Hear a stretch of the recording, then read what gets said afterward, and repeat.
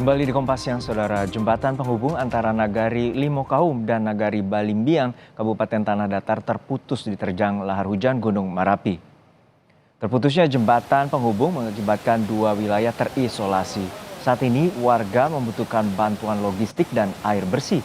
Pasalnya banjir lahar hujan mengakibatkan sumber mata air warga di lereng Gunung Merapi tidak bisa lagi untuk digunakan air bersih.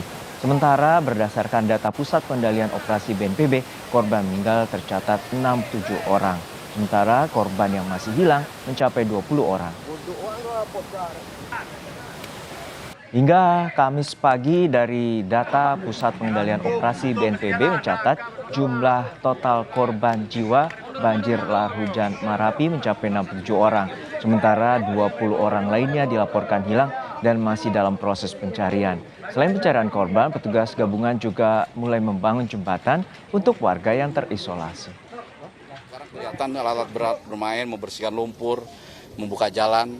Jembatan yang terputus juga terima kasih dari TNI Angkatan Darat ya, TNI khususnya.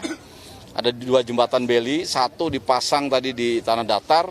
Ini satu sore ini yang tadi masyarakat minta karena ada dua tiang yang goyang-goyang itu disitulah material tertumpuk. Sore ini juga diyakinkan untuk bisa dipasang.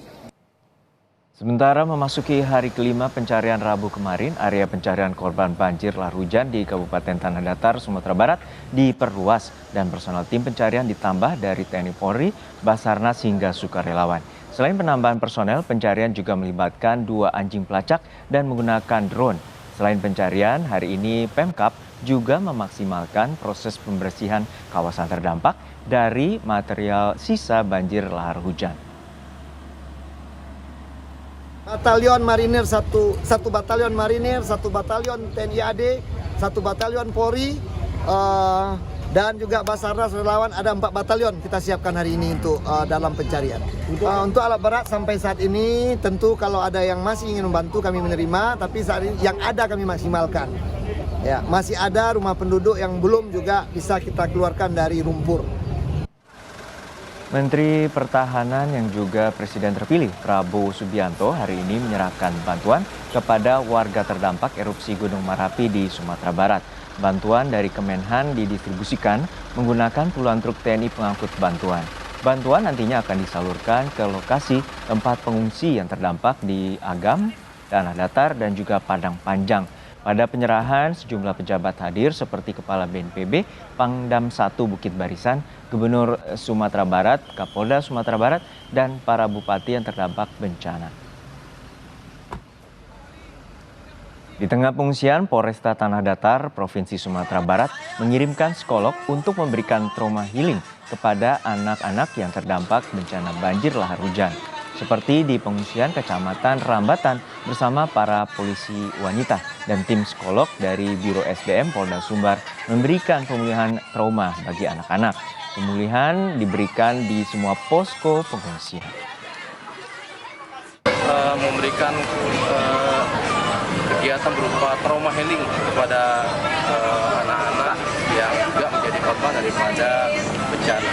Jadi hari ini kita laksanakan khususnya di tempat pengungsian di kantor Wali Nagari Rambatan yang ada. Ya, itu berapa titik Pak yang akan dilakukan tadi Pak untuk program ini? Hari ini kita di beberapa titik tentunya di setiap pengungsian yang ada ya. Setelah ini kita akan mobile ya. Tadi kita baru saja juga memberikan bantuan kepada masjid di Simpang Manunggal ya. Nanti setelah ini kita akan ke Parambahas ya, ke lokasi yang juga terdampak dan juga di daerah Pasilawe tentunya. Kita pantau pencarian korban hilang dan penyaluran bantuan korban banjir lahar Gunung Merapi. Sudah ada jurnalis Kompas TV Muhammad Rizky dan Rio Johannes di Tanah Datar. Namun kita sapa terlebih dahulu rekan Muhammad Rizky yang saat ini berada di Padang, Sumatera Barat. Rizky, hingga saat ini bagaimana nanti penyerahan bantuan dan wilayah mana saja yang akan menjadi prioritas? Baik, Juno. Saudara, saat ini tadi pagi sudah hadir Bapak Menteri Pertahanan, Bapak Prabowo Subianto, untuk melakukan penyerahan bantuan yang akan diberikan kepada korban bencana banjir lahar dingin Gunung Merapi di Sumatera Barat. Dan tadi baru saja Bapak Prabowo juga melakukan pengecekan bantuan yang akan diberikan langsung untuk para korban. Dan bantuan ini berupa makanan, sembako, dan juga keperluan lainnya yang akan disalurkan di daerah-daerah terdampak, yaitu ada di Kabupaten Agam, Kabupaten Tanah Datar, Kota Padang Panjang, dan di daerah terdampak lainnya. Dan juga Bapak Prabowo juga memberikan statement turut berduka cita dan terus memantau kondisi yang akan terjadi terhadap bencana banjir lahar dingin Gunung Merapi. Demikian, Juno. Baik, terima kasih atas laporan Anda, jurnalis Kompas TV, Muhammad Rizky dari Padang, Sumatera Barat. Lalu kita akan ke Kabupaten Tanah Datar, sudah ada Rio Johannes. Rio, hingga saat ini bagaimana proses pencarian korban yang hilang dan apakah ada penambahan jumlah korban yang ditemukan? Ya, Juno dan juga saudara, memang hingga saat ini tadi dengan koordinasi saya dengan BPBD Kabupaten Tanah Datar, sudah dipastikan bahwasannya korban yang ditemukan tadi pagi di daerah Lembah Anai, kecamatan 2x11 Kabupaten Bendang Pariaman, itu merupakan korban banjir lahar hujan Gunung Merapi. Dia merupakan warga dari Kabupaten Tanah Datar, di daerah tepatnya di daerah Pandai Sike. Dia merupakan warga Pandai Sike yang masuk dalam daftar 8 orang korban di daerah Pandai Sike.